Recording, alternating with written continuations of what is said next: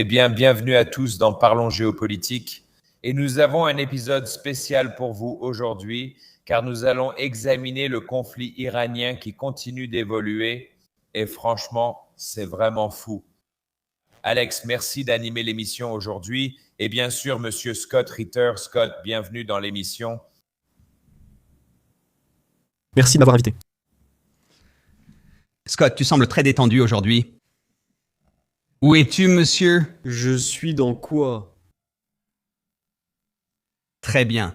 Eh bien, on va te passer la parole, Cyrus. On a tout un week-end devant nous. Je ne suis toujours pas certain d'un accord de paix entre l'Iran et les États-Unis, mais je vous laisse la parole, monsieur Jansen.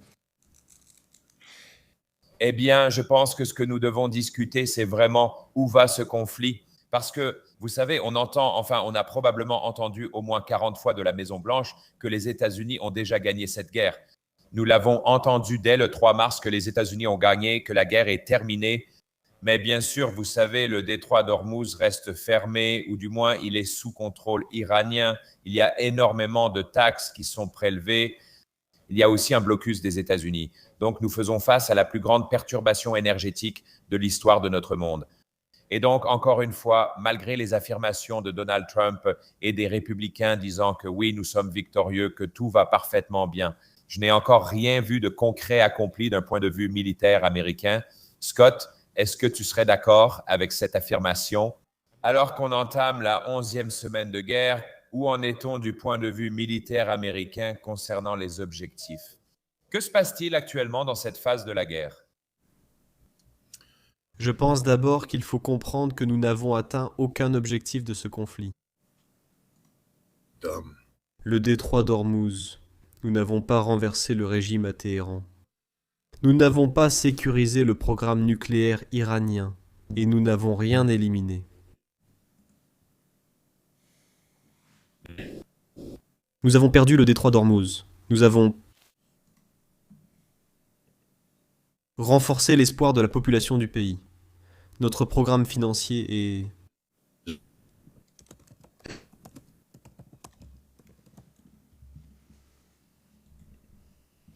les États-Unis. It's in the international community, so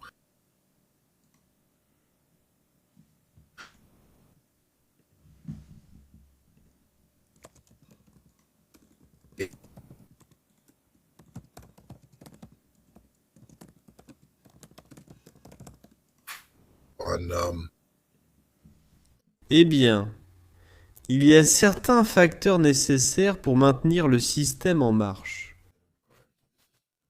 Les conduites, vous savez, ce n'est pas seulement la production de pétrole, ce sont aussi les puits eux-mêmes et leur entretien. Pour entretenir un puits, il faut maintenir la production et la pression. Si vous arrêtez la production de façon précipitée, vous pouvez créer des problèmes pour l'entretien du puits. Donc, pour entretenir les puits, quand vous pompez, vous devez le charger, le stocker quelque part, puis l'emmener dans une raffinerie qui le raffine.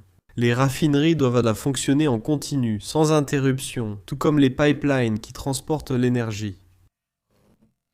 Nous en sommes au point où, d'ici juin, nous commencerons à voir d'importantes perturbations dans cette chaîne d'approvisionnement en énergie.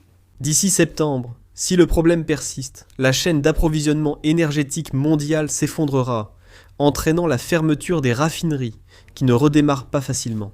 Les pipelines vont être vidés, et les puits ne vont plus produire, et ils ne seront probablement pas entretenus régulièrement, ce qui aura un impact sur la capacité de production future.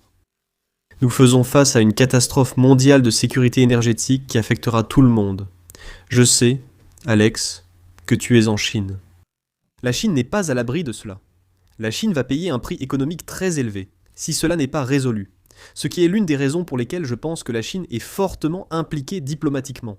Les Russes aussi, même s'ils ne seront pas, vous savez, impliqués en termes de maintien et de production. La Russie a besoin de stabilité. Chaque nation productrice de pétrole a besoin de stabilité sur les marchés mondiaux. La dernière chose que vous voulez, c'est un marché mondial instable. Même les États-Unis, nous prétendons être autosuffisants en énergie. Mais la réalité, c'est que cela a un coût. Vous êtes lié à un marché mondial. Et donc, lorsque le prix du pétrole augmente à l'échelle mondiale, cela nous impacte ici, chez nous. Il suffit de regarder. Je ne sais pas quel est le prix de l'essence à Las Vegas en ce moment, mais je sais qu'à New York, il a augmenté de plus d'1 dollar la semaine dernière. Oui, les prix à Vegas tournent constamment autour de 5,30, 5,40 le gallon. Je dirais que depuis le début de la guerre, ça a augmenté d'au moins 1,50 $ partout. Le diesel, à un moment donné, était à 6,75. Maintenant, c'est redescendu. C'est plus proche de 6. Donc, on a vu un petit soulagement à ce niveau-là. Mais je veux dire, ça impacte beaucoup de gens. Je veux dire, et je pense que, tu sais, l'une des choses intéressantes sur lesquelles je faisais des recherches concernait en fait l'économie. Chaque dollar de production économique pour le PIB, même, tu sais, les États-Unis sont environ 40% plus dépendants du pétrole pour chaque dollar de croissance économique que la Chine et même la Russie. Tout ici dépend du transport par camion, n'est-ce pas? Toute l'activité repose sur l'industrie du transport routier. On voit la nourriture arriver dans les supermarchés, tout ça fonctionne au diesel et on voit aussi les marchandises circuler dans tout le pays. Tu sais, on n'a pas cette infrastructure, tu sais, comme la Chine qui est un peu mieux préparée, je suppose. Mais comme tu l'as dit, ils ne sont pas à l'abri de ça non plus. Je veux dire, ça va évidemment affecter l'économie mondiale. C'est quelque chose dont Alex et moi parlons depuis des semaines maintenant. Tu sais, comme tu le sais, c'est intéressant, non? Parce que Donald Trump dit, waouh, la bourse est au plus haut. Tout va bien ici. J'ai vu un tweet disant, ça ne sert à rien que la bourse soit au plus haut si mon sandwich et mon eau coûtent 23 dollars. L'inflation est hors de contrôle. Les coûts, ils sont hors de contrôle. Et je veux dire, oui, il faut aussi prendre ça avec des pincettes. Je veux dire, c'est idiot de voir ces énormes entreprises d'IA qui sont responsables de la majorité du SP. Donc, avec le SP, c'est un sommet incroyable, mais c'est vraiment juste quelques jours qui deviennent complètement fous, ce qu'on sait être aussi une bulle, parce que les revenus ne correspondent pas vraiment. Beaucoup de choses ne sont que des attentes. Donc oui, il y a beaucoup de difficultés à venir. Je pense que c'est quelque chose dont Alex parle depuis longtemps. Alex, as-tu remarqué quelque chose sur les marchés cette semaine à partager avec notre public? Eh bien oui, j'ai vu beaucoup de manipulations de marché, beaucoup de transactions en dehors des heures d'ouverture et de fermeture officielle des marchés. Close. Cela commence à devenir un sujet de conversation courant chez les gens ordinaires qui savent que certaines personnes sélectionnées divulguent des informations avant ou pendant la conclusion d'un accord, ce qui manipule le prix du pétrole. Mais encore une fois, comme l'a dit Scott, nous n'avons pas encore ressenti les effets. Nous savons que ça arrive.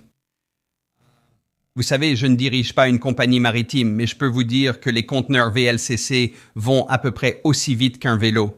Alors imaginez parcourir tout le trajet du détroit d'Ormuz jusqu'en Louisiane à vélo en transportant un conteneur. Combien de temps cela prendrait-il? Je veux dire, ce qui m'intéresse le plus, c'est de savoir comment ce monde va gérer un choc pareil. Je veux dire, Scott, avons-nous déjà vu un exemple comme celui-ci quelque part dans l'histoire? Pas dans l'histoire récente. Nous avons eu, vous savez, l'économie pétrolière, bien sûr. Au début des années 70, il y a eu l'embargo sur le pétrole qui a provoqué, vous savez, une crise énergétique ici, aux États-Unis et en Occident.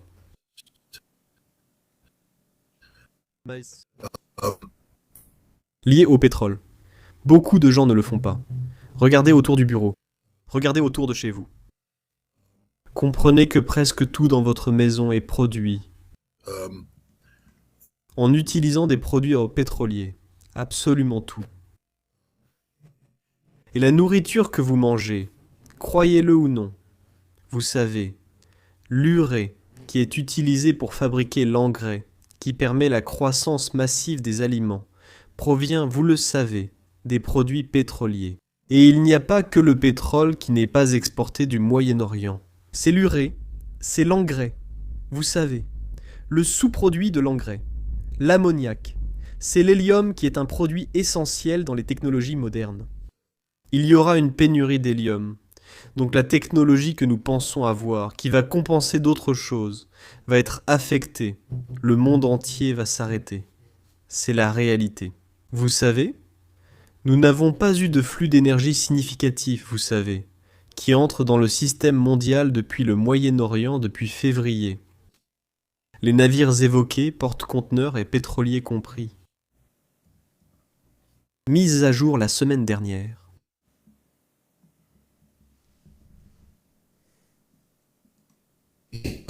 Et il va y avoir un choc, vous savez, un énorme crash qui va se produire. Cela va se produire en juin, juillet. Cela pourrait durer jusqu'en août, si nous ne résolvons pas cela.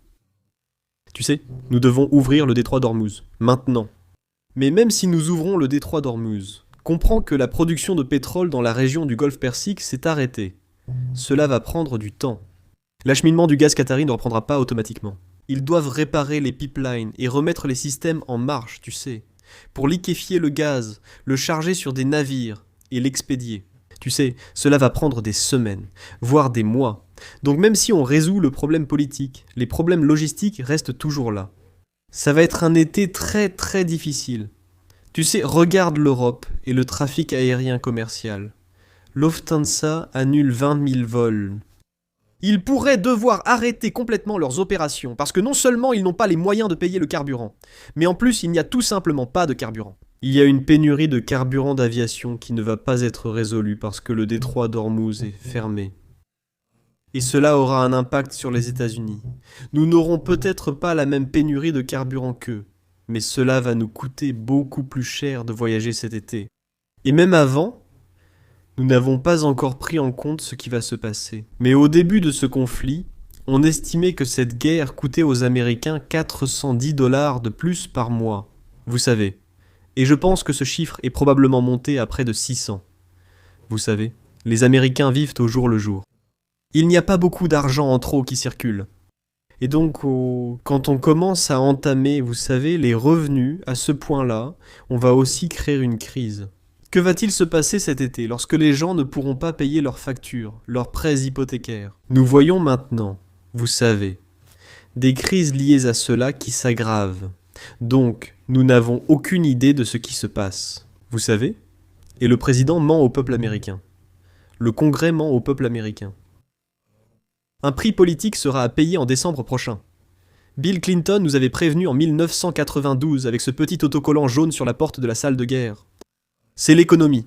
Idiot. C'est littéralement la seule chose qui intéresse vraiment le peuple américain. Tout le reste est secondaire. Les armes à feu, oui. L'avortement, oui. Tu sais? Mais la guerre aussi, oui. La seule chose qui compte vraiment, la chose qui motive les Américains dans l'isoloir, c'est l'économie. Et quand ce président fera s'effondrer cette économie et sera incapable de la redresser, il y aura un prix terrible à payer dans les urnes en novembre. Et vous savez, c'est une autre réalité qui plane, vous savez, quand Trump et ses conseillers commencent à parler de ce qu'il faut faire. Ils n'ont plus de temps. Ils n'ont plus du tout de temps parce que, encore une fois, comme Alex l'a expliqué, le temps qu'il faut pour que tout soit expédié et arrive à destination. Même si nous résolvions tous les problèmes aujourd'hui, il y aurait quand même un effondrement qui ne se renverserait pas avant la fin juillet. Et c'est presque trop tard pour novembre. Presque trop tard. Ce président n'a plus de temps. Absolument aucun. Et pourtant, il ne semble pas qu'il soit psychologiquement capable de faire ce qu'il faut. C'est un homme qui continue, vous savez, à avoir des conversations avec lui-même, à débattre avec lui-même. Il vit dans un monde imaginaire qu'il s'est créé, affirmant que des choses vont arriver alors qu'elles n'arriveront pas, totalement déconnecté de la réalité. Et il est entouré de courtisans qui ne font qu'encourager ce genre de pensée déformée, vous voyez. Pete Hegseth, qui promeut l'idée que l'Amérique possède une armée capable de tout faire. Je veux dire, nous sommes une honte. Maintenant, on peut en parler, vous savez. Ça va au-delà de l'Iran. Ça concerne aussi la Chine. La Chine a aujourd'hui répondu à des questions fondamentales. L'Amérique craint. Vous savez, la Chine n'a pas à craindre la défense aérienne américaine, qui s'est révélée inefficace. La Chine n'a pas à s'inquiéter des armes de frappe à longue portée américaines parce qu'ils ont tiré la leçon de l'Iran. Ce ne sont pas les armes invincibles qu'ils pensent être. Et il y en a une quantité limitée et elles ont déjà été utilisées. En fait, ironiquement, la Chine contrôle la capacité de réarmement des États-Unis, car une grande partie de la technologie nécessaire à la production de ces armes que nous avons utilisées en grand nombre provient de Chine. Donc en fait, les Chinois détiennent la clé de la capacité de réarmement de l'Amérique. La plupart des Américains, vous savez, n'ont pas conscience de ce fait. En Europe aujourd'hui, si vous pensez que les Russes ont peur des États-Unis, ce n'est pas le cas. Je veux dire, tout le monde s'inquiète des armes nucléaires. C'est un autre sujet. Mais vous savez, les États-Unis en tant que rempart qui soutient l'Europe ne sont plus là. Cela a été révélé. Ce n'est pas une épine dorsale d'acier, mais une structure rouillée qui s'effondre. Et l'Europe elle-même n'est rien. Et donc, cette guerre contre l'Iran a exposé les illusions militaires qui étaient associées à la notion de suprématie militaire occidentale. C'est fini pour toujours. La Russie et la Chine aujourd'hui peuvent dormir tranquilles en sachant que leur capacité militaire est plus que suffisante pour vaincre les États-Unis dans une guerre conventionnelle directe. Scott, tu sais, tu as mentionné l'économie et à quel point elle est importante pour les Américains. Je vais montrer une vidéo ici à nos téléspectateurs et je veux juste expliquer de quoi il s'agit. Et si tout le monde peut la voir ici, je vais simplement la laisser tourner et nous allons la regarder plusieurs fois. Mais oui, nous sommes prêts à lancer la vidéo et mettons-la en pause si possible. Juste pour montrer aux gens de quoi il s'agit. J'ai donc conçu un graphique pour montrer au grand public ce qui se passe lorsque le marché atteint un sommet, ce qui, étrangement, s'est produit vendredi dernier et jeudi dernier. Après la bulle Internet, il s'est écoulé 14 ans depuis le sommet de la bulle Internet jusqu'à l'établissement d'un nouveau sommet. Et ce que les gens n'ont pas pris en compte là, c'est l'érosion. Est-ce que cette administration Trump a creusé un trou si profond que non seulement les élections de mi-mandat, mais aussi l'élection suivante, cela a-t-il détruit toute la crédibilité du Parti républicain? Cela a peut-être détruit la crédibilité de tous les partis politiques. Parce que les démocrates, vous savez, ils n'ont rien fait pour gagner la confiance et le respect du peuple américain. Tout ce qui s'est passé, c'est que les républicains sont littéralement en train de s'auto-détruire sous les yeux de tout le monde. Et donc la seule alternative qui soit vraiment viable, c'est le parti démocrate. Mais Hakeem Jeffries n'inspire pas confiance. C'est l'une des personnes les plus corrompues qui existent. On peut montrer que la bourse est en hausse. Mais la réalité, c'est que la bourse profite aux plus riches, au détriment de l'investisseur moyen. Je peux vous garantir que le portefeuille de l'investisseur moyen, les gains dont vous parlez, parce que l'investisseur moyen est traité comme un pigeon, ou quelqu'un qui sert à garantir, à générer l'argent qui est volé par, vous savez, les gestionnaires de fonds, et ensuite par ceux qui en profitent. Système. De manière plus efficace grâce à des analyses qui ne correspondent pas aux résultats que vous voyez là. Cela ne correspondait pas à ces résultats. Oui, laisse-moi te montrer quelque chose, Scott. Regarde juste la prochaine diapositive que je vais afficher. Tu l'as mentionné, donc c'est le bon moment pour l'introduire. Voici les principales banques qui gagnent de l'argent sur l'américain moyen. Voici le marché des produits dérivés. On estime qu'il se situe entre 600 et 700 000 milliards de dollars, soit presque 10 fois la taille du marché financier mondial. Mais regardez les banques qui s'y trouvent, les 10 principaux acteurs ici. Nous avons JP Morgan, nous avons BNP Paribas, nous avons Citibank, nous avons HSBC. Je veux dire, c'est ici que l'argent se fait vraiment. Et cela, c'est hors marché. Quand monsieur et madame tout le monde sont rentrés et ont terminé leur appel avec leur courtier, peut-être vers 5 heures, et c'est là que, comme tu dis, le jeu semble truqué. J'ai négocié des produits dérivés pendant 20 ans et c'est ma façon de battre les banques. Mais je veux dire, Scott, où est la limite avec cette administration? C'est limité. Maintenant, voilà ce que c'est aujourd'hui. À juste titre. Je veux dire, je fais des critiques. J'ai toujours dit, et je crois avoir 100% raison, que nous devons, quand nous parlons de l'administration Trump, nous ne pouvons plus utiliser le cadre analytique standard, vous savez, celui que nous utiliserions habituellement, que ce soit en géopolitique, en finance ou dans n'importe quel domaine. Parce que nous n'avons pas affaire à une administration qui fonctionne comme les gouvernements sont censés fonctionner. Nous n'avons pas affaire à un chef de l'exécutif, mais à un culte de la personnalité qui s'est brisé. Libéré de toute contrainte et limitation constitutionnelle, il agit sans contrepoids, ni équilibre des pouvoirs, de manière presque dictatoriale. Au gré des caprices d'un homme que l'on peut diagnostiquer comme atteint d'un trouble de la personnalité narcissique maligne, souffrant de maladie mentale. C'est là que j'ai eu des ennuis, car cette personne que je considère comme un très bon ami m'a dit « Tu dois arrêter de dire ça, Scott, parce que tu n'es ni psychiatre, ni psychologue, et tu n'es pas en position de diagnostiquer quelqu'un de cette manière. Et ça donne juste l'impression que tu es en colère et rancunier. » Je suis d'accord, je n'aurais pas dû dire ça sans raison. Mais tu sais, ce que je vais dire, c'est que j'ai travaillé très étroitement avec des psychologues et des psychiatres qui se sont concentrés sur Donald Trump. En fait, en 2019, je suis apparu à une table ronde sur C-SPAN avec Bandy Lee, qui est une psychologue qui était à la Harvard Medical School. Et elle a parlé de la maladie du trouble de la personnalité narcissique et de la façon dont cela s'applique à Donald Trump et de sa forme maligne. Et elle était soutenue par tout un groupe d'autres psychiatres et psychologues certifiés par le Conseil. Maintenant, je dirais que j'ai exprimé mon désaccord en 2019 que je n'adhérais pas à cela, que je pense qu'ils avaient tort de poser un diagnostic à distance. Mais quand je suis à Washington DC, ce narcissique, ce fils de pute, accroche des banderoles avec son visage partout dans la ville comme s'il était quelqu'un d'important aujourd'hui. À l'heure où nous parlons, il y a des chefs religieux aux États-Unis, à Mar-a-Lago, des chefs religieux qui consacrent une statue dorée.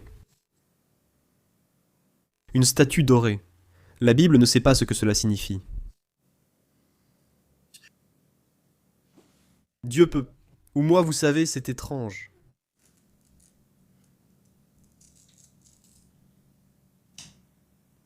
Ouais, Cyrus, prenons le relais un instant. Le flux de Scott s'est coupé, mais je crois qu'on a saisi l'idée. Ce que Scott veut dire, Eh bien, je pense que je vais juste poursuivre là-dessus. C'est-à-dire, vous savez, je veux dire, on parle de Trump, qui est de loin le plus grand narcissique au monde. Je veux dire, comme tu l'as dit, on a des statues en or qui lui sont, tu sais, dédiées. On a maintenant un nouveau passeport qui va sortir avec l'image de Donald Trump dessus. Tu vois? Il a tweeté qu'il voudrait voir son visage ajouté comme 5e sur le mont Rushmore. Je veux dire, il y a eu tellement de choses et un exemple classique de narcissique, c'est que toute forme de contradiction est accueillie par des réponses du genre « Tu sais, tu es une personne méchante. Tu sais, quelle question horrible tu m'as posée. Tu es une personne méchante. » Et il vit un peu dans un monde imaginaire. Je ne sais pas si vous avez vu l'histoire du téléphone doré de Donald Trump qui est sorti. Je ne sais pas si vous avez entendu cette histoire. Ça faisait le buzz sur Twitter. En gros, ils ont lancé un téléphone doré Donald Trump. Ce que vous deviez faire, c'était aller en ligne et mettre $100. Le téléphone allait être fabriqué en Amérique. Il allait être, vous savez, de couleur dorée. Ça allait être incroyable. Il allait coûter $500, $500. Donc, ils ont eu 59 000 personnes qui ont déposé $100 pour ce téléphone. C'était en décembre. La date de lancement devait être en mai ou juin. Bien sûr, rien, aucune mise à jour ou quoi que ce soit. La seule mise à jour, c'est que cette semaine. Le site web de Donald Trump pour ce téléphone a maintenant mis à jour les conditions. Il est indiqué que nous pourrions en fait ne jamais sortir de téléphone. Cela fait partie des termes et conditions. Même avec cet acompte de $100, rien ne garantit que nous produirons réellement un téléphone.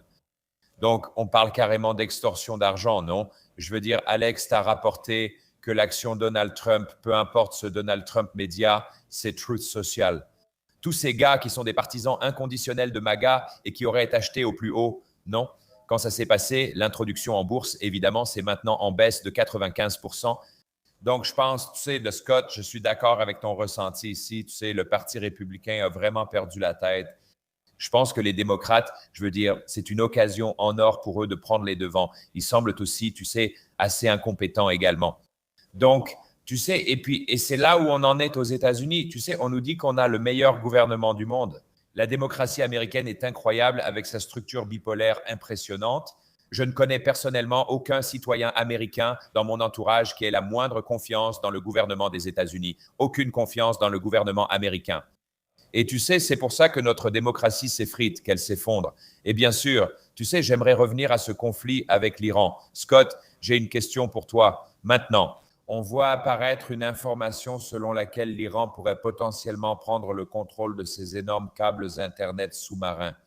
Et cela pourrait potentiellement, tu sais, leur permettre d'en prendre le contrôle, peut-être même de faire payer un droit d'accès. Je veux dire, je vois juste qu'on s'enfonce de plus en plus dans ce piège de l'escalade. Avez-vous des nouvelles ou des réflexions à ce sujet? Eh bien, Tout d'abord, nous savons depuis longtemps que les câbles sont un talon d'Achille pour une grande partie du monde, en particulier le Moyen-Orient. Vous savez, nous avons ces pays arabes du Golfe qui ont bâti des empires financiers, les Émirats arabes unis, le Koweït, Bahreïn et tout cela.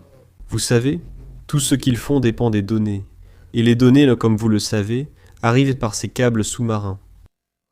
Toujours vulnérables à une interruption, on craignait notamment que l'Iran coupe ses câbles. Juste aujourd'hui, l'Iran a annoncé cela. Je ne peux m'empêcher de rire. Selon Donald Trump, il n'y a pas de marine iranienne, mais selon les Iraniens, ils déploient aujourd'hui pour la première fois une classe de sous-marins. Une classe de sous-marins. C'est un petit sous-marin qui opère dans les eaux peu profondes du golfe Persique. La marine américaine ne peut pas intercepter, car nos grands sous-marins ne peuvent entrer dans ces eaux peu profondes, devenant des cibles faciles, et nos navires ne peuvent pas s'approcher. La lutte anti-sous-marine, vous savez. Les opérations de lutte anti-sous-marine se déroulent en eau peu profonde, et ils seraient coulés, et ces sous-marins sont parfaits pour ce genre de mission pour intercepter les câbles. Et donc, je pense que, vous savez, la plus grande ironie, c'est que l'Iran pourrait maintenant être en position de reproduire le péage qu'il impose aux pétroliers et aux navires traversant le détroit d'Ormuz, et commencer à facturer des frais d'accès à Internet. Je pense que ce serait formidable si l'Iran le refaisait, car le monde s'est trompé dans ses calculs. Je ne vois aucun pays arabe du Golfe comme victime, ils sont tous responsables. Ils étaient tous des parties actives à ce conflit, et ils n'ont aucun droit. Ce sont des nations vaincues, ayant perdu la guerre et choisi le mauvais camp. Et je trouve simplement formidable que l'Iran soit en position de les faire payer.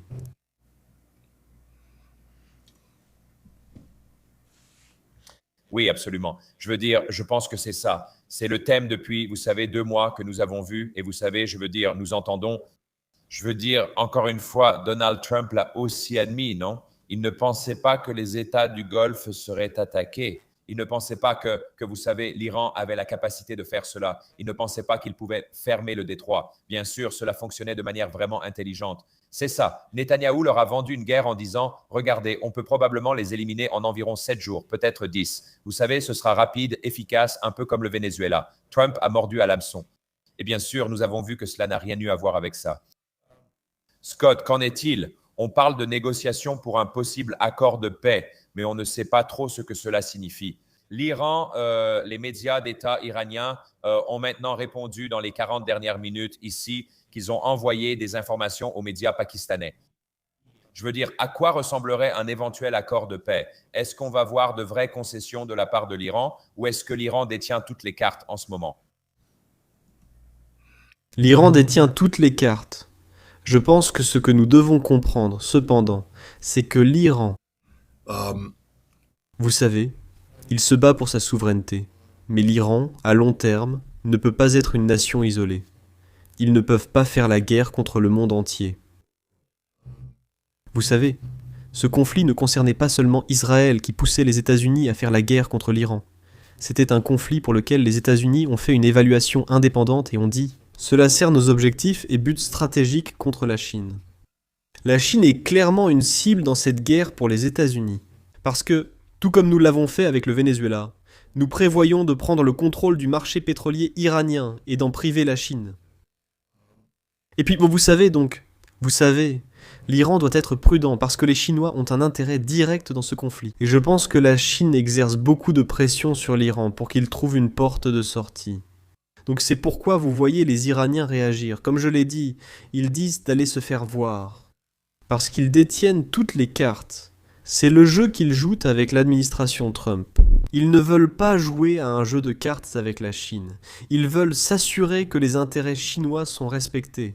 Mais la Chine reconnaît aussi qu'il y a la question de la souveraineté iranienne qui ne peut pas être bafouée. Donc, vous savez, un accord, vous savez, ne fera pas renoncer l'Iran à son droit d'enrichir de façon permanente. Il pourrait y avoir un plafond fixé, une limite de temps. Il pourrait y avoir, vous savez, certaines restrictions imposées. Mais l'idée que l'Iran va simplement abandonner complètement l'enrichissement et renoncer totalement à son programme nucléaire, vous savez, est absurde. L'Iran ne fera pas cela. Je pense donc qu'il pourrait y avoir un mouvement du côté nucléaire où l'Iran serait prêt à agir. Vladimir Poutine a mentionné l'autre jour que, vous savez, l'Iran était prêt à transférer l'uranium enrichi à 60% sous contrôle russe pour qu'il soit éliminé. Ainsi, cela pourrait à nouveau être envisageable. D'autres restrictions sont possibles. Peut-être un retour à l'accord négocié avec l'aide du gouvernement omanais avant la guerre. Je constate une certaine flexibilité, mais ils ne renonceront pas au programme nucléaire face à l'Amérique. Les missiles balistiques ne sont même pas sur la table. L'Iran n'envisagera même pas cette idée. En fait, aujourd'hui, l'Iran a déclaré que si les États-Unis attaquaient un autre pétrolier iranien, alors l'Iran lancerait des missiles sur les bases et les navires américains. L'Iran fixe désormais les conditions. Alors qu'avant, c'était Washington DC qui tentait de piéger les Iraniens. Les Iraniens ont répliqué en disant non. C'est nous qui détenons les cartes et nous allons tout faire exploser si vous intervenez. Donc je ne vois pas de flexibilité là-bas, sur le détroit d'Ormuz.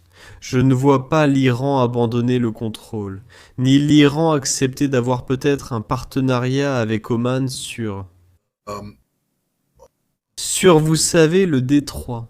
Une sorte de partenariat quelconque. Mais je ne vois pas l'Iran abandonner, vous savez, son atout.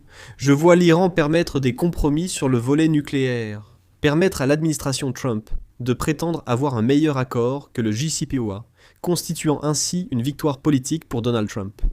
Je vois l'Iran prêt à faire certains compromis pour rouvrir le détroit d'Ormuz, ce qui donnera encore une fois à Donald Trump la possibilité de déclarer une victoire politique. Mais vous savez, les États-Unis doivent lever le blocus. Ce blocus ne peut pas continuer. L'Iran ne fera pas de concessions sans cela. Et l'autre chose, c'est que les États-Unis doivent lever les sanctions et doivent, vous savez, restituer les avoirs saisis. Et vous savez, les États-Unis parlent toujours de mesures progressives. Eh bien, c'est un mot qui veut dire jamais quand on parle des États-Unis. Donc ce sont des choses qui doivent être faites d'emblée. Et c'est là encore. Je pense que la prochaine rencontre entre Donald Trump et Xi Jinping en Chine va être absolument importante, je pense. Mais le ton de cette rencontre va être complètement différent de ce qui était prévu lorsqu'il avait initialement prévu de rencontrer Xi Jinping. Je crois que le mois dernier, il voulait amener le Venezuela et l'Iran avec lui, et tout mettre sur la table en affirmant « Nous contrôlons la situation. Nous sommes aux commandes. Vous devez nous écouter et céder à nos exigences. Cela n'arrive pas. » Et je pense que c'est là que les Chinois vont dire « S'il vous plaît, monsieur Trump, asseyez-vous. Ayons une conversation sur ce que nous pouvons faire pour vous sauver la peau. Dans la nature de la discussion. » Oui, et vous savez, c'est un bon point parce qu'en fait, nous avons vu le gouvernement des États-Unis demander publiquement l'aide de la Chine pour ouvrir le détroit d'Ormuz. Et ce qui est intéressant, c'est qu'ils ont dit qu'en fait, l'Iran n'a pas vraiment d'alliés. Ils sont seuls, ils sont isolés sur la scène internationale. On constate que les États-Unis cherchent en fait à contacter la Chine pour discuter avec l'Iran. Le Pakistan participe aussi aux négociations, ce qui prouve que cette affirmation est fausse. Et évidemment, ils ont des alliés et ils ont des groupes qui s'intéressent à eux. J'aime bien le point que tu as soulevé concernant la rencontre entre Donald Trump et Xi Jinping. Je pense que ça va être une réunion très importante, tu sais, pour l'avenir. Mais je pense, Scott, qu'au final, on est dans une situation où les deux parties ont besoin de gagner. Tu sais, l'Iran s'est prouvé à lui-même et au monde que c'est quelque chose dont Robert Pape, par exemple, le professeur Robert Pape de l'Université de Chicago parle depuis un moment, à savoir que l'Iran émerge comme une quatrième puissance mondiale, n'est-ce pas? Tu as les États-Unis, la Chine, la Russie. Ce sont tous des pays qui peuvent influencer différentes régions du monde, que ce soit politiquement, militairement ou économiquement. Et tu sais, même si l'Iran n'a pas la capacité militaire ou économique des États-Unis, ils ont tout de même de l'influence et ils l'ont prouvé au monde, n'est-ce pas? Notamment avec le détroit d'Ormuz et leur capacité à influencer l'économie mondiale. Ils semblent avoir découvert un nouveau levier faisant payer $1 million pour traverser le détroit d'Ormuz. Maintenant, avec les câbles sous-marins, ils veulent aussi imposer un droit de passage. Et donc, on a maintenant ces leviers qu'on n'avait pas avant, tu vois, qu'on n'avait pas sur la table. Mais je pense, honnêtement, je veux dire, peu importe l'accord que Donald Trump va obtenir, est-ce que ce sera un pire accord que celui qu'Obama a négocié en, je crois, 2016? Je veux dire, rien ne sera aussi bon que cet accord-là. Est-ce que j'ai raison de dire ça? Tu sais, cet accord avait aussi quelques problèmes, du point de vue de l'image. Je comprends ça, tu sais. w- Il n'a jamais été démontré que l'Iran avait le désir d'obtenir des armes nucléaires ou qu'il avait un programme dédié à la production d'armes nucléaires. Jamais. Il y a eu des évaluations d'Israël et de la CIA qui parlent du fait qu'au début, ces programmes existaient, mais cela n'a jamais été prouvé. Et aujourd'hui, il est assez clairement démontré que l'Iran n'a pas de programme d'armes nucléaires et ne cherche pas à en avoir un. En fait, c'est même le contraire. Ils n'en veulent pas. Mais vous savez, quand on regarde le JCPOA en 2015, vous savez, il était basé sur la nécessité de créer un délai de rupture d'1 an, vous voyez. Donc si l'Iran, l'accord a été conçu. Donc, si l'Iran décidait de se doter d'une arme nucléaire et décidait de violer les restrictions qui lui étaient imposées, cela prendrait 1 an. Donc, pour qu'ils acquièrent suffisamment de matière enrichie pour produire une seule, vous savez, arme nucléaire, c'est une façon erronée d'aborder le programme nucléaire de l'Iran. Et cela a été prouvé parce que, vous savez, l'Iran n'allait jamais permettre une restriction permanente de sa capacité à enrichir. Et donc, le JCPOA avait ses clauses de temporisation qui permettaient essentiellement à ces restrictions de s'assouplir avec le temps. Et au moment où la dernière restriction serait levée, la notion d'une fenêtre de rupture d'1 an devenait risible, car l'Iran serait autorisé à produire et à déployer les centrifugeuses les plus avancées. Il n'y avait aucune restriction sur la quantité d'uranium enrichi que l'Iran pouvait accumuler. Et donc, l'idée d'une fenêtre de rupture d'1 an était rendue caduque. Au moment où les clauses de temporisation seraient levées, la fenêtre de rupture serait mesurée en semaines. Donc si vous utilisez une fenêtre de rupture d'1 an comme référence pour juger de l'efficacité du JCPOA, c'était une blague. Et Barack Obama l'a dit en avril avant que l'accord ne soit signé. Quelqu'un a demandé « Que se passe-t-il avec les clauses de temporisation ?» Et il a répondu « Eh bien, nous espérons que l'accord offre en fait suffisamment de temps à l'Iran pour reconsidérer son programme nucléaire dans sa totalité.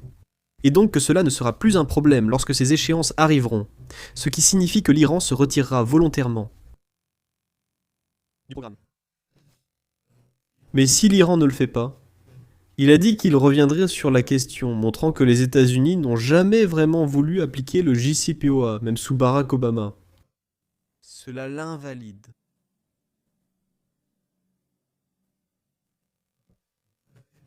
Donc, tout ce que Donald Trump a fait, c'est en avancer l'échéance. Il a dit que c'était un mauvais accord, et il s'en est débarrassé.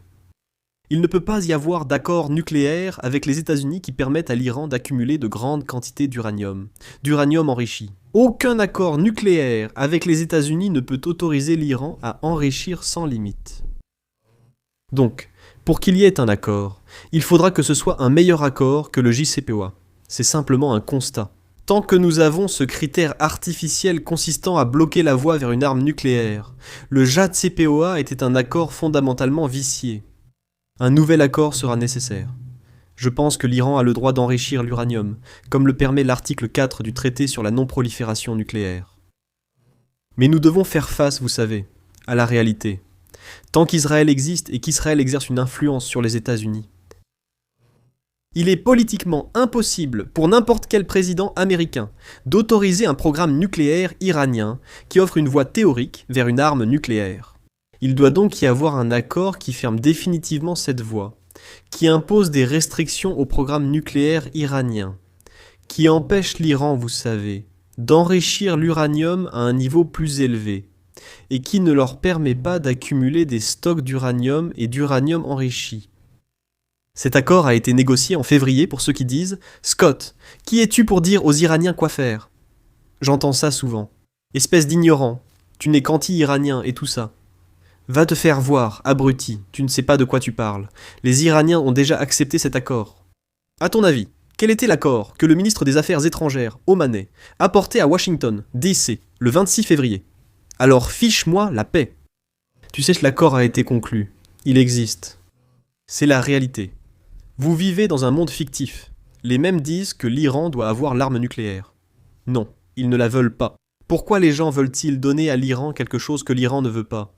Ne comprennent-ils pas qu'un Iran non doté de l'arme nucléaire a battu 2 puissances nucléaires? Le programme de missiles balistiques de l'Iran et sa capacité à exercer une pression sur le détroit d'Ormuz donnent à l'Iran l'avantage stratégique dont il a besoin face à deux puissances nucléaires. Si l'Iran possédait une arme nucléaire, cela légitimerait tout ce que les États-Unis et Israël ont dit sur l'Iran et mobiliserait le soutien mondial pour faire tomber l'Iran. Donc l'Iran n'a pas besoin d'une arme nucléaire. Ils ne veulent pas d'armes nucléaires, et personne ne devrait les encourager à en obtenir une.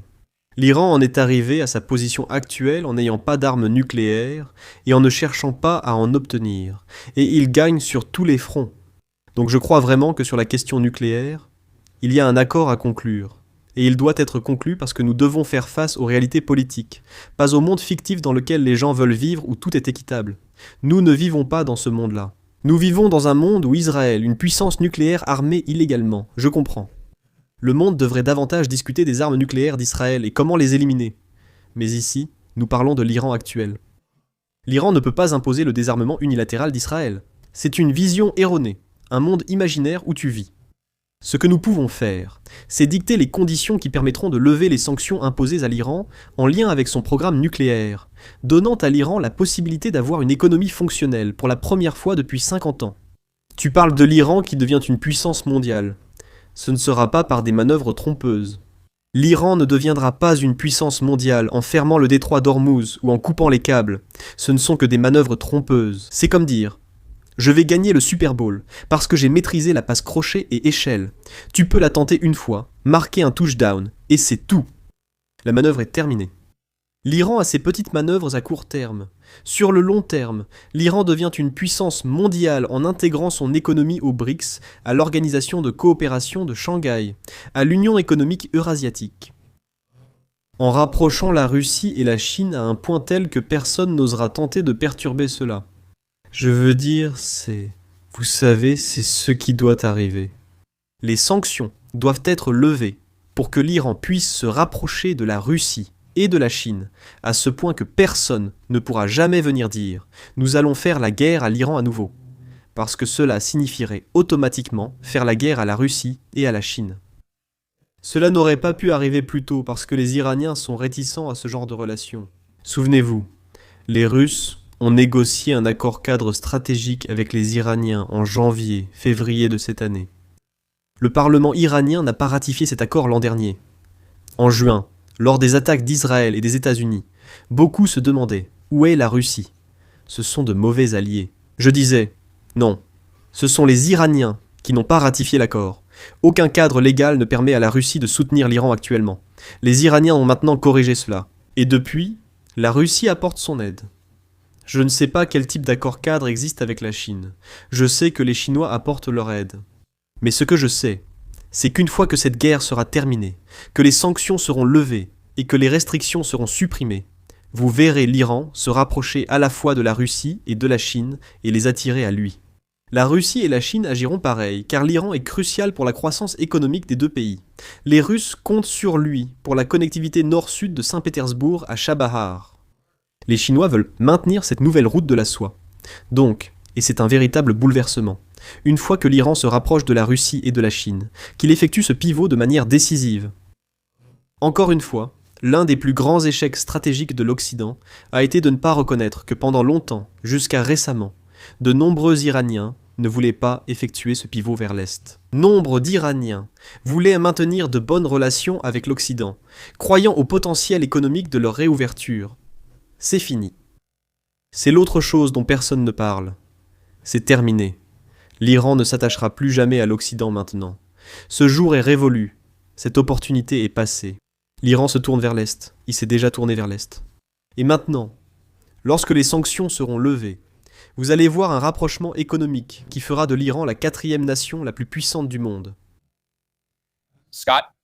Nous recevons beaucoup de questions de la part des gens dans la section des commentaires à propos du dernier défilé militaire à Moscou et de certains commentaires faits par Vladimir Poutine disant que cette guerre en Russie et en Ukraine ou cette opération militaire spéciale pourrait bientôt prendre fin. Comme tu le sais, tu es quelqu'un de très bien informé sur ce sujet.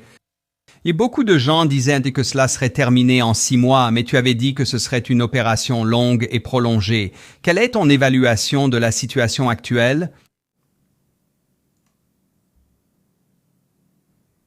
Les choses étaient très claires, très rapidement. Mais je crois que c'est parce que la Russie allait mobiliser la totalité de ses capacités militaires contre l'Ukraine, qu'il menait réellement une guerre. Il s'avère qu'il menait une opération militaire spéciale qui était conçue pour amener l'Ukraine à la table des négociations.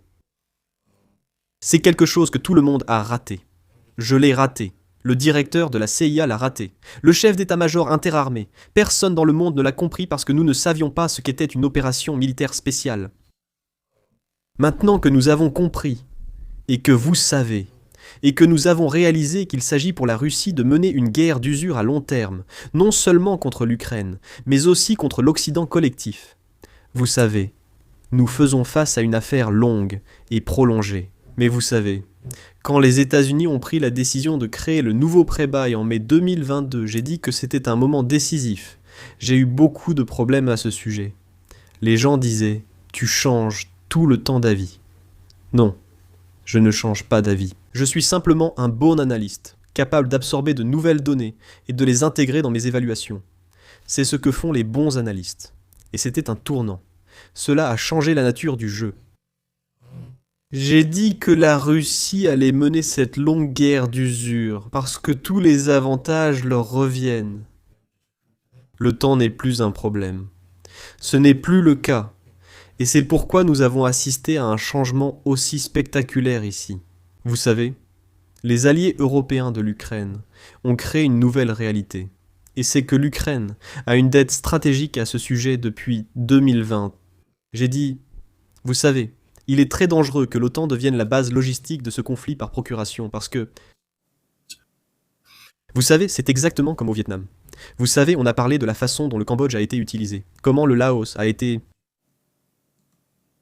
utilisé comme refuge, soutenant le Sud. Qu'ont finalement fait les États-Unis? Les États-Unis ont bombardé la piste Ho Chi Minh au Laos et au Cambodge. Ce que nous avons ici n'est plus seulement une base logistique et un soutien à la bataille sur le terrain, que les Russes contrôlent. Ils ont maintenant fait de vous une rampe de lancement pour des roquettes stratégiques à longue portée et des missiles de croisière au centre de la Russie. Et pour causer de réels dégâts. La minuscule économie de quoi?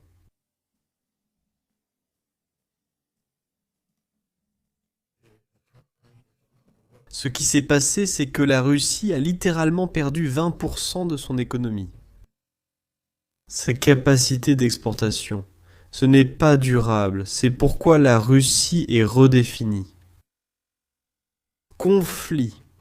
Ils ont appelé cela une opération militaire spéciale, mais vous savez, ce qui s'est passé était important.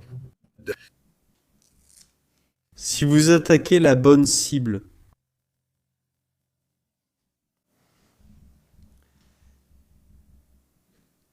changeons de sujet un instant pour parler de Cyrus. Pouvez-vous expliquer au public? Nous ferons revenir Scott Signal dans un instant. Mais nous avons reçu beaucoup de questions de la part des téléspectateurs concernant le conflit en Russie. Nous avons aussi invité Scott car il analyse ce sujet depuis au moins 4 ans, soit depuis nos premières diffusions en direct. Et si vous ne savez pas qui est Scott Ritter Cyrus, tu peux expliquer à notre public, car de nombreux nouveaux venus suivent notre émission depuis quelques semaines et découvrent ici Scott pour la première fois. Peut-être que tu peux présenter Scott à notre public et nous pourrons continuer avec l'analyse. Eh bien, assure-toi de dire que je suis extraordinairement beau et que je m'exprime très bien. Scott, avant que je fasse venir Cyrus, est-ce que tu prends des conseils de mode de Larry C. Johnson pour les chemises? J'ai apporté cette chemise spécialement pour Larry Johnson. J'étais sur un panel avec lui et j'ai oublié de la porter. Alors je l'ai mise juste pour l'embêter. C'est ma façon de dire à Larry Johnson, tu vois, moi aussi j'en ai une. Cyrus Janssen, ton micro est coupé. Je crois. Pas de problème. Je pense que ce qui a vraiment été génial, c'est de pouvoir avoir accès, vous savez, à des gars comme Larry Johnson, qui est analyste à la CIA. Évidemment, Scott Ritter, ex-inspecteur des armes de l'ONU, Je veux dire, des gars comme vous, c'est très difficile à trouver parce que, vous savez, il y a un énorme fossé entre la réalité de ce qui se passe sur le terrain et bien sûr ce que nos médias nous racontent. Mais je pense que c'est pour cela qu'on a vu l'essor des chaînes YouTube ces dernières années dans la sphère de la géopolitique, n'est-ce pas? Je veux dire, regardez quelqu'un comme, disons, Tucker Carlson, n'est-ce pas? Tucker Carlson est l'un des réseaux géopolitiques à la croissance la plus rapide au monde. Lorsqu'il publie une interview ou un segment, cela obtient. Je veux dire, cela éclipse tout ce qui existe ailleurs, que ce soit les médias traditionnels comme CNN, CNBC, Fox News. Ensemble, ils n'obtiennent qu'une fraction de ce que Tucker Carlson réalise. Et je pense que c'est là une grande opportunité pour nous tous, c'est que nous faisons ces analyses indépendantes. Je veux dire, Scott, tu étais récemment en Russie, tu as assisté à un forum ou parlé avec une organisation là-bas. Tu croises à nouveau d'autres influenceurs et des personnes proposant cette analyse indépendante. Ma chaîne YouTube a débuté il y a 5 ans sur la Chine car je trouvais que beaucoup ignoraient ce qui s'y passait. C'est pourquoi on propose ces programmes. Alex et moi avons lancé Parlons géopolitique pour poursuivre cette conversation. C'est toujours passionnant d'échanger avec toi, surtout pour ces analyses. Je me souviens de Scott, la première fois qu'on a parlé, on a évoqué le conflit israélo-palestinien juste après le 7 octobre. Tu sais, cette vidéo est devenue virale, un énorme succès. Et je pense que ça montre à quel point les gens ont soif de vraies informations. Et ça me laisse avec une question pour toi, parce qu'un de nos soutiens de longue date m'a demandé, tu sais, Scott, quels sont les meilleurs sites web? Quels sites utilises-tu pour suivre ce type d'informations internes? Si tu en avais quelques-uns, tu sais, quels sont les sites web, blogs ou influenceurs, ou où vas-tu vraiment pour obtenir ce genre d'informations internes? Je ne suis pas vraiment quelqu'un d'Internet. Je vais directement à la source. J'ai des contacts que j'ai développés au fil du temps en Russie et partout dans le monde. Des personnes qui étaient directement impliquées dans les choses, qui ont de l'influence dans leur pays, tu sais, pas des influenceurs comme on pense aux réseaux sociaux américains, mais des personnes, par exemple, qui s'assoient à côté de Vladimir Poutine et qui ont des conversations avec Vladimir Poutine, des personnes de ce genre. Et puis encore, l'essentiel, c'est mon expérience en tant qu'analyste. Tu sais, j'ai eu beaucoup de succès en tant qu'analyste. Tu sais, j'ai fait des exposés devant des présidents, des premiers ministres, des secrétaires généraux, des commandants en chef, tu sais, des généraux en charge de zones de guerre et tout le monde entre les deux. Et tu sais, mon travail consistait à faire de l'analyse prédictive en reliant les points. Donc je ne compte sur personne pour me dire quoi que ce soit. Mon travail consiste à relier les points, puis à faire ma propre évaluation indépendante de ce qui se passe. Voilà pourquoi je voyage en Russie ou ce que j'ai fait ce week-end. La raison pour laquelle je suis à Washington DC, c'est que jeudi soir, il y avait la célébration du jour de la victoire à l'ambassade de Russie, et j'y ai assisté. C'est un honneur et un privilège d'avoir été invité. C'est la 4e à laquelle j'ai assisté. Et je dois dire que celle-ci, elle différait de toutes les autres. Vous savez, vous avez parlé de Vladimir Poutine. Je pense qu'Alex a commencé sa question, mais il a parlé du potentiel de paix à cause de ce qu'a dit Vladimir Poutine, mais personne n'a vraiment écouté ce qu'il a dit. Il a dit « Cet été, nous allons stratégiquement et de façon décisive vaincre les Ukrainiens sur le champ de bataille. » Et il a aussi dit qu'il ne peut y avoir aucune discussion sur la paix, tant qu'il n'y a pas eu un cadre convenu de ce à quoi ressemble la paix, qui doit d'abord être accepté, et que cela ne sera pas négocié. La Russie a fixé ses conditions, qui doivent être respectées. Et c'est pourquoi je parlais de l'importance de ce qui se passait en termes de la nouvelle approche du Kremlin envers Kiev. La décision a été prise d'éradiquer la capacité de prise de décision de l'Ukraine. Les Russes cherchent justement le prétexte. De toute évidence, le 9 mai est passé, et les Ukrainiens n'ont pas lancé d'attaque. Certains diront que cela signifie que les Russes bluffent. Le Forum économique international de Saint-Pétersbourg aura lieu début du mois prochain. Si l'Iran ou si l'Ukraine attaque cela, Kiev disparaîtra. Si l'Ukraine continue d'attaquer la capacité de production pétrolière de la Russie, Kiev disparaîtra. En fin de compte, la Russie ne plaisante plus.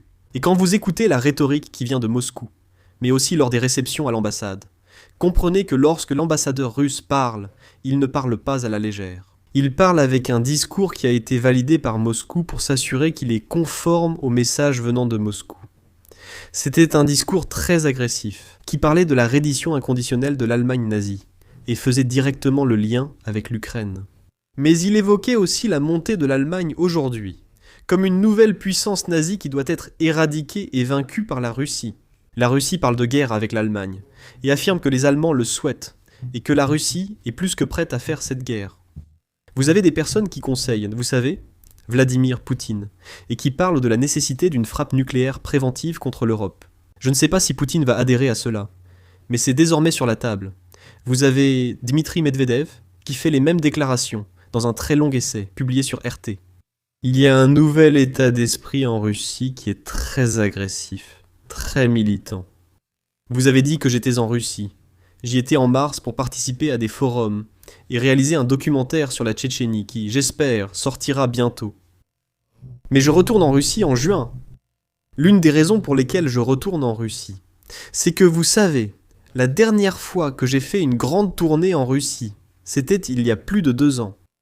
Je suis allé à Moscou et à Saint-Pétersbourg, mais pour découvrir la Russie, il faut y être et voir sa réalité. Et en tant qu'analyste qui fait des liens, je n'aime pas faire des liens, en me basant sur des données de base qui datent de 2 ans. Je retourne en Russie en juillet, ou en juin, pour compléter ma base de données, pour faire un voyage très approfondi à travers la Russie, depuis la base jusqu'au sommet. Pour, vous savez, recharger la base de données afin que mes analyses à l'avenir soient encore plus précises. Et j'aimerais simplement faire une demande. Plaider n'est pas le bon mot, mais une requête. Si les gens pensent que ce genre de choses a de la valeur, et souvenez-vous, l'une des raisons pour lesquelles je fais cela est, vous savez, de saisir la réalité de la Russie et de la ramener pour offrir un antidote à la russophobie. La russophobie est une maladie qui pousse les gens à penser du mal de la Russie, et donc à soutenir de mauvaises politiques qui pourraient mener à la guerre. Si vous croyez en la paix et en la nécessité d'éviter un conflit nucléaire, alors vous devez croire en la recherche de l'antidote, du vaccin contre la russophobie. Je ne prétends pas être la seule source. Vous avez mentionné Larry Johnson, une source très crédible. Il se rend aussi en Russie. Ray McGovern le fait également. D'autres journalistes, Garland Nixon, m'a accompagné 2 fois. Beaucoup de gens essaient de faire cela. Si vous estimez que mon travail a de la valeur ou enrichit la conversation, rendez-vous sur mon site web. Un bouton permet de faire un don. Et si vous apportez... Cela en haut? Oui, c'est vous qui rendez cela possible. Je suis un journaliste indépendant entièrement autofinancé. Cela signifie que lorsque je voyage en Russie, personne ne paie aucun aspect de mon voyage. Je paie mon billet d'avion, je paie mon hôtel, je paie ma nourriture, je paie tout. Quand je fais une interview, je loue le studio. J'engage les interprètes, j'engage les vidéastes, j'engage les monteurs. J'engage le personnel de production parce que de cette façon, je peux garantir que le contenu que vous recevez vient de moi. Vous pouvez ne pas aimer ce produit, c'est votre droit, mais il vient bien de moi. Vous ne pouvez pas dire que quelqu'un me contrôle ou manipule. C'est tout ce que je peux demander à ce niveau-là. Nous montrons le site web ici. Donc, scottrider.com, qu'est-ce que les gens peuvent trouver sur le site? Quel genre d'informations? Eh bien, vous pouvez le trouver. En fait, vous trouvez tout. Par exemple, je m'assure que tout ce que je fais, toutes ces interviews comme celle-ci, seront publiées là-bas. Ma page Substack s'y trouve aussi. C'est un abonnement gratuit, d'ailleurs. Mais encore une fois, si vous souhaitez m'aider à gagner ma vie, à garder un toit au-dessus de ma tête, à nourrir mes chiens et à rendre ma femme heureuse. Un abonnement payant paie mon salaire. Les dons servent uniquement à financer mon travail. Les dons ne servent pas à me rémunérer. Les dons servent à rendre les déplacements et le travail possibles. Un abonnement payant, c'est ce qui, encore une fois, paie mon salaire et me permet d'avoir un toit au-dessus de la tête et ce genre de choses. Mais la newsletter Substack est gratuite. Si vous ne pouvez pas vous le permettre, ou si vous n'avez tout simplement pas envie de payer, ne le faites pas. Voilà. Lisez-le. J'ai une chaîne YouTube qu'ils n'ont pas encore fermée, où je fais les coups de gueule de Ritter. C'est un petit format, vous savez, parfois j'essaye d'en sortir 2 par semaine. C'est simplement un blog monologue improvisé sur une situation donnée, et ça s'est avéré assez populaire. J'ai un podcast spécial qui s'appelle La Maison Russie avec Scott Ritter. C'est unique, il n'y a rien de semblable dans le monde aujourd'hui. C'est là que je vais en Russie ou que je les interviewe via Zoom. Et j'interviewe les décideurs en Russie, des personnes qui sont vraiment au cœur de l'action. Encore une fois, pour avoir leur avis, J'étudie la Russie et je me considère comme un spécialiste de la Russie. J'apprends quelque chose à chaque fois que je parle à ces personnes parce que cela ouvre simplement différentes portes, différentes fenêtres, différents moyens d'exploration. Cela vous donne une compréhension plus approfondie de ce qu'était la Russie, de qui sont les Russes. Et c'est la Maison Russie avec Scott Ritter, vous savez, une chaîne indépendante. Je fais quelque chose qui s'appelle le Spot Rep, que je dois relancer. Mais c'était essentiellement un résumé hebdomadaire des principales actualités de la semaine. Vous savez ? Mais au final, j'écris pour plusieurs publications. Tout ce que je fais est publié sur ce site web. Donc scottritter.com est un guichet unique pour tout le travail que je fais. Et comme je l'ai dit, ce n'est pas réservé aux abonnés. Vous pouvez y accéder et obtenir ces informations, puis les utiliser comme bon vous semble. Eh bien, c'est formidable. Nous mettrons les liens dans nos descriptions. Et pour tout le monde, s'il vous plaît. Puis-je dire une autre chose, Alex ? Oui. Juste une chose passionnante. Juste une chose. J'ai assisté à plusieurs réceptions à l'ambassade. Pas seulement pour la journée de la victoire, mais aussi pour la journée de la Russie et la journée du défenseur de la patrie. Il y a toujours eu une délégation chinoise venue de l'ambassade de Chine, composée de civils et de militaires. Et ils sont toujours là. Ils font sentir leur présence puis ils partent. Ils sont très discrets. Lors de cette célébration, les Chinois étaient présents. Et ils n'étaient pas discrets. Le message était différent.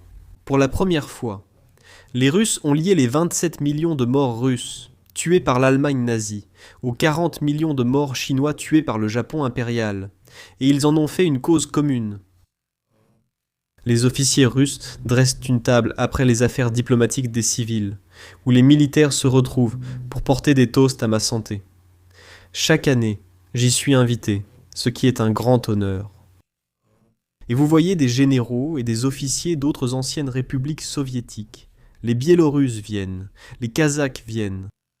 Cette année, les Chinois sont venus. J'ai parlé longuement avec le général de division attaché de défense en Chine. Et j'ai maintenant été invité à la célébration de la journée des forces armées à l'ambassade de Chine. Cela pourrait même m'ouvrir une porte pour voyager en Chine et travailler sur le contrôle des armements. C'est excitant pour moi que cette porte vers la Chine s'ouvre à cette possibilité. Mais, en tant qu'analyste, le fait que les Chinois commencent maintenant à faire partie du récit de la journée de la victoire. Ce qui signifie que, vous savez, lorsque les Russes, par exemple, Dmitri Medvedev parle du statut d'État ennemi de l'Allemagne, vous savez, que le Japon a le même statut d'État ennemi. Et la Chine l'a souligné. Et maintenant, la Chine et la Russie invoquent leurs droits en tant que vainqueurs de la Seconde Guerre mondiale pour demander des comptes à l'Allemagne pour ses politiques agressives et irresponsables. Et ils s'unissent pour dire cela. Ces dialogues étaient toujours menés séparément. S'ils avaient lieu, c'était des scènes, mais maintenant, dans un forum très public, pour la première fois, j'ai vu les Chinois et les Russes venir. Cela peut provoquer, si vous savez, le lien entre les crimes horribles commis par les Japonais contre le peuple chinois. Et c'est un nouveau monde dans lequel nous vivons, où vous savez, les Russes et les Chinois sont, vous savez, de plus en plus proches. Oui, absolument. Eh bien, Scott, j'aime vraiment la façon dont tu as répondu à la question parce que c'est pour ça que ton travail est si important. C'est parce que tu fais la véritable analyse, n'est-ce pas? Plutôt que des alliances ou des infos, je préfère aller en Russie, visiter le pays, rencontrer des gens et faire des interviews. Excuse-moi, je pense que c'est pour ça que ton travail est crédible et que ton avis est apprécié. Merci vraiment d'être venu dans l'émission. C'était un plaisir, comme toujours, d'être ici et d'échanger avec toi. Il y a beaucoup de choses que nous allons continuer à analyser, comme nous l'avons dit dans la vidéo d'aujourd'hui. Tu sais, les États-Unis et l'Iran vont continuer à travailler vers une sorte d'accord. Mais honnêtement, il semble vraiment que l'Iran se trouve désormais dans une position de plus grande puissance que lorsqu'ils ont commencé la guerre. Et j'aime beaucoup ce point. Je pense que c'était vraiment un point très brillant que tu as soulevé, à savoir que l'Iran n'a aucune envie d'avoir une arme nucléaire, car cela prouverait tout ce que les États-Unis et Israël disent depuis le début. Et ils n'en ont pas besoin, n'est-ce pas? Ils l'ont prouvé avec leur campagne de missiles balistiques nécessaire à la protection de leur souveraineté et très efficace. Ils ont infligé d'énormes dégâts et ils ont tenu tête à des puissances grâce à leur arsenal militaire. Il est donc très important de rétablir la vérité. Je vous félicite pour votre travail. Alex, c'est toujours un plaisir de partager l'écran avec vous. Messieurs, je vous remercie tous les deux pour cette conversation que notre public a beaucoup appréciée.